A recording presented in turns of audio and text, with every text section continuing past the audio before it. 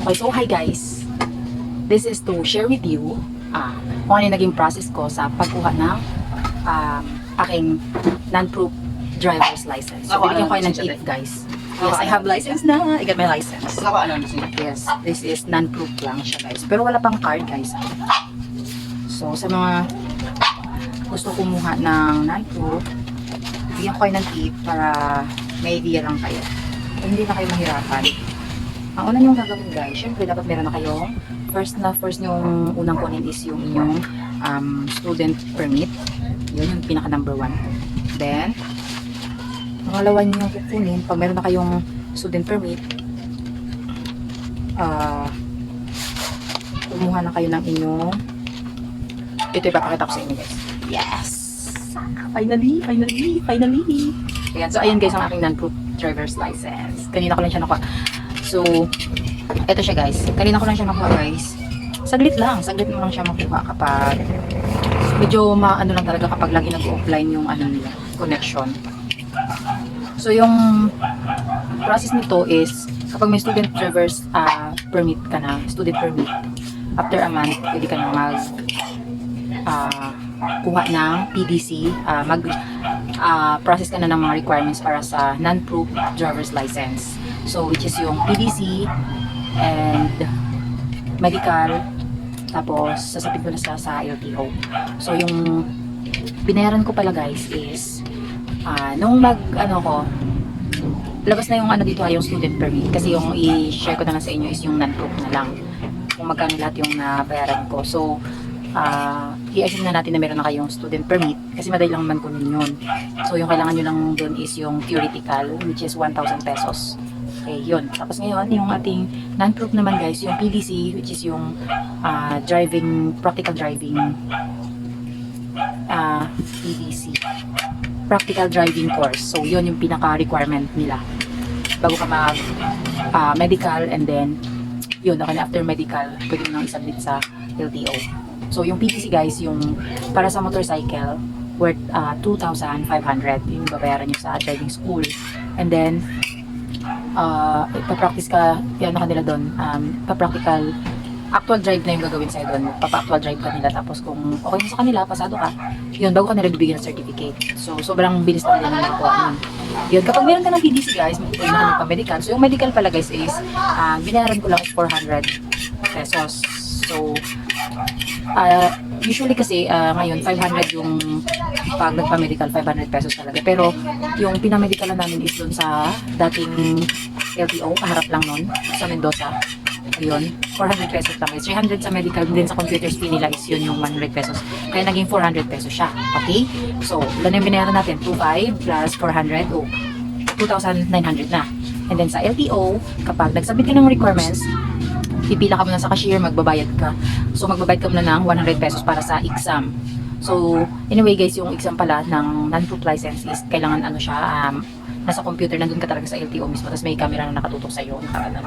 So, yun. So, online yun siya guys. So, tip guys para sa magti-take ng exam, Diyos ko Lord, talagang mag-review talaga kayo guys, kasi madali lang siya kung talagang may alam na kayo pagdating sa rules and sa mga highway, sa mga traffic light, mga ganun, dapat alam niyo yun guys, kasi yung exam is item 60 item siya guys, tapos yung passing score is 48. So kaya nga pala natagalan ako ng pag-update sa inyo kung kung paano kumuha nito at kung magkano lahat yung nagastos ko para makuha itong non-proof driver's license ko. Dahil sadly, hindi ko expect, pero bumagsak po ako guys sa exam. Nakakatawa, pero pati magagawa, ganun talagang life. Tapos ito pa guys, pag nag-retake kayo, hindi pwedeng ngayon ka ng exam, magre-retake kayo ngayon din, hindi pwede yun. So akala ko nga kasi pwede.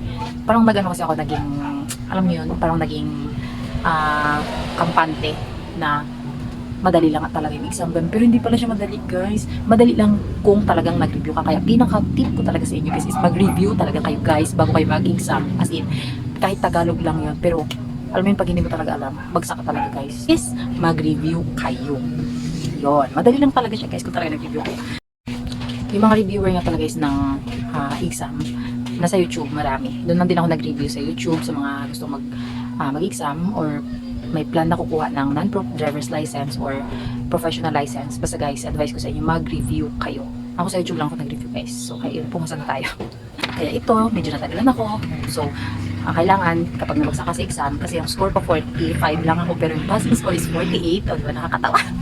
Pero wala tayong magagawa, ganun talaga. So, kailangan, bawi na lang tayo next time. Kasi hindi ka pwede mag-retake within that day, kasi nga online siya, guys, hindi ka daw tatanggapin ng system kapag mag-retake ka within that day din. So, kailangan kinabukasan ka pa babalik. At ito pa guys, mapapagastos ka dahil kapag nag-retake ka, magbabayad ka ulit sa cashier ng 100, pipila ka ng pagkahabang pila. Kasi sa ano ako, sa LTO Main, Rizal Avenue ako guys, dito sa Puerto Princesa. Okay? Hindi ko alam sa Robinson kung madaming tao ba doon or ano, basta dito sa main ang dami talagang tao, grabe yung pila guys. So yun, kailangan hintay ka talaga, ubos talaga yung oras mo dun guys, kailangan maglaan ka talaga ng time. And then after mo mag-retake, mag-exam, so yun, 60 item ulit. So anyway, ayun, finally nga, yun nga, napasa na natin yung exam kanina. O diba? Kailangan natin bumawi. So yung score ko is 53, then 60 item siya. O diba, kahit pa paano, medyo mataas ang score natin. Hindi natin na perfect, pero at least importante pasa tayo, o diba? So yung pinaka-tip ko sa inyo guys, after nyo yun, yung makapag-exam at pasado kayo, pabins na lang, bibigyan nyo sa counter 1, and then papa-driving kayo ulit. Saglit lang naman yun guys, parang evaluate lang talaga. Then after nun, kapag nag-drive na kayo, babalik kayo sa cashier, bibigyan nyo naman yung documents nyo sa cashier, kasama yung may result na ng exam, ganun. So dadalhin nyo siya sa cashier, babayaran nyo siya ng 585. Yun yung binayaran ko guys, 585. And then after nun, i-release na yung inyong, waiting na lang kayo guys para sa release ng inyong license. Sadly guys, wala nang card, walang available card na yun, kaya ito, ganito pa din siya, papel pa rin. Nakakalungkot pero wala tayong magagawa. Ganito talaga, mabusan natin sila ng card. So at least importante, meron na tayong may pakita sa mga LTO officer kapag may magsita sa atin. Diba? Hindi na tayo matatakot. So, importante talaga guys, meron tayong driver's license. So, total ng nagastos natin, kung kukompute natin lahat, 2,500 plus 400, 2,900 plus 100 para sa exam, 3,000. Okay, total 3,000 na. And then plus yung 585. So, total talaga guys is 3,585 na. So, hindi pa kasama yung pagkain nyo at saka yung pamasahin nyo kung wala kayong service. O yun. Kailangan talaga laan kayo ng pera, mga 4,000 pesos para may pangkain pa kayo. Ayun. So, yun lang guys. Sana nakatulong sa inyo ang information na shinare ko based sa aking experience. Okay? Iba-iba tayo ng experience pero yun yung aking experience. Okay? So, yun. I hope makakuha na rin kayo ng inyong driver's license, non-pro. Thank you for watching. Bye-bye.